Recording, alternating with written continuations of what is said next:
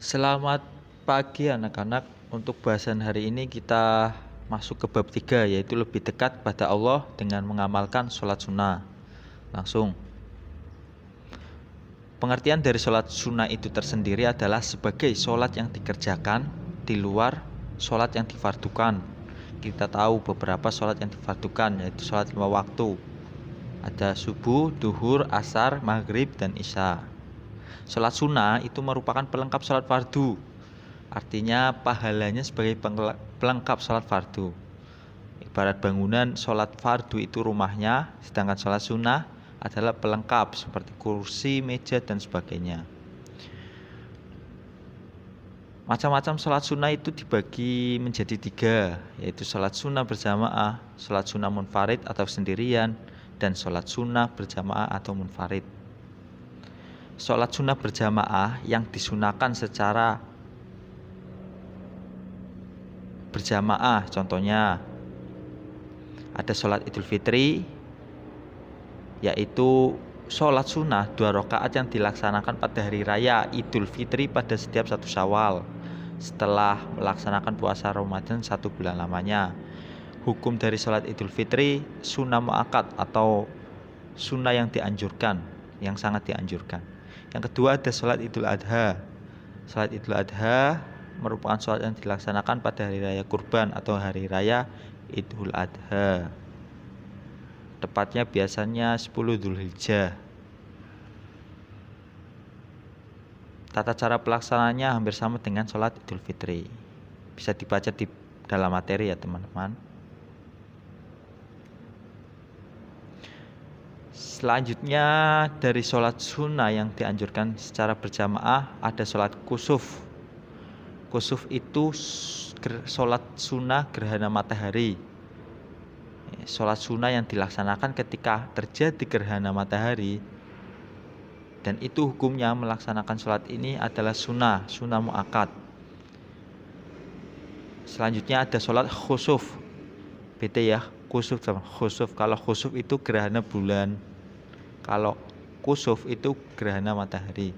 Sholat sunnah khusuf atau khusuful qamari adalah sholat sunnah yang dilaksanakan ketika terjadi peristiwa gerhana bulan. Hukum melaksanakan sholat ini sunnah muakkad atau sangat dianjurkan. Terakhir dari sholat sunnah yang dilakukan secara berjamaah itu ada sholat istiqo atau memohon hujan. Sholat sunnah istiqo adalah sholat sunnah 2 rakaat yang dilaksanakan untuk memohon diturunkannya hujan. Ada sholat sunnah munfarid. Macam selanjutnya itu sholat sunnah munfarid, sholat yang dilaksanakan secara sendiri. Yang pertama itu ada sholat sunnah rawatib. Sholat sunnah rawatib itu sholat sunnah qobliyah badiyah atau sholat yang dilaksanakan menyertai atau mengiringi sholat fardu, baik sebelum maupun sesudahnya, qobliyah atau badiyah. Selanjutnya ada sholat tahiyatul masjid. Tahiyatul masjid itu adalah sholat sunnah yang dilaksanakan untuk menghormati masjid, tempat di mana kamu beribadah. Sholat ini disunahkan bagi setiap muslim ketika memasuki masjid. Ketiga ada sholat istikharah. Sholat istikharah ini sholat dengan maksud untuk memohon petunjuk Allah. Petunjuk Allah itu bisa datang setelah kita melaksanakan sholat lewat mimpi atau lewat keyakinan dalam hati.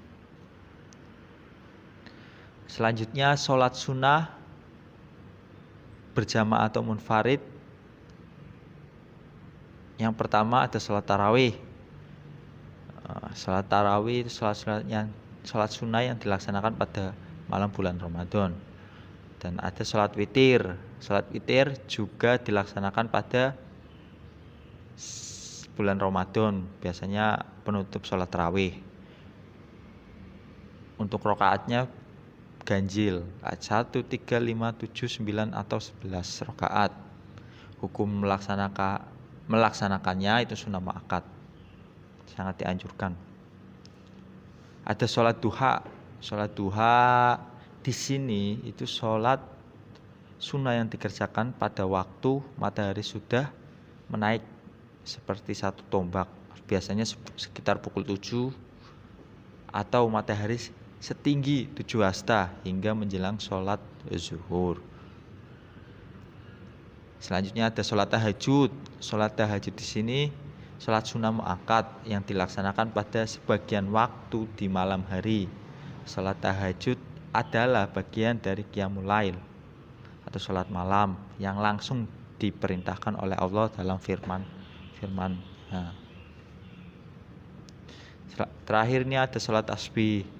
Sholat tasbih adalah sholat sunnah yang dilaksanakan dengan memperbanyak membaca tasbih.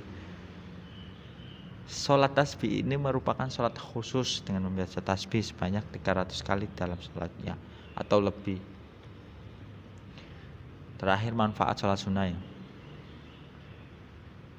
Manfaat sholat sunnah yang pertama itu ada doanya akan dikabulkan. Jelas ketika kita melaksanakan sholat fardu berdoa dan kita kembali berdoa ketika sholat sunnah.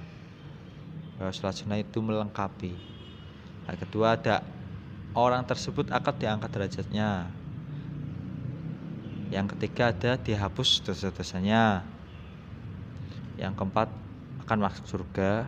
Yang kelima disediakan jalan keluar dari segala permasalahan dan persoalan dalam senantiasa akan diberi rezeki yang cukup oleh Allah Subhanahu wa taala. Yang keenam itu menambah kesempurnaan sholat fardu, jelas seperti yang disebutkan tadi. Yang ketujuh sebagian ungkapan rasa syukur kita pada Allah. Sholat sunnah itu berarti ketika kita sudah melaksanakan sholat 5 waktu, kita dapat menyempurnakan ibadah kita dengan sholat sunnah. Ada macam-macam sholat sunnah yang tadi kita sebutkan. Sholat sunnah berjamaah, sholat sunnah munfarid, sholat sunnah berjamaah dan munfarid. Semoga pembahasan pada hari ini bermanfaat untuk adik-adik sekalian, teman-teman sekalian. Apabila ada salah kata, mohon maaf. Billahi taufik wal hidayah wa ridho wa inna. Assalamualaikum warahmatullahi wabarakatuh.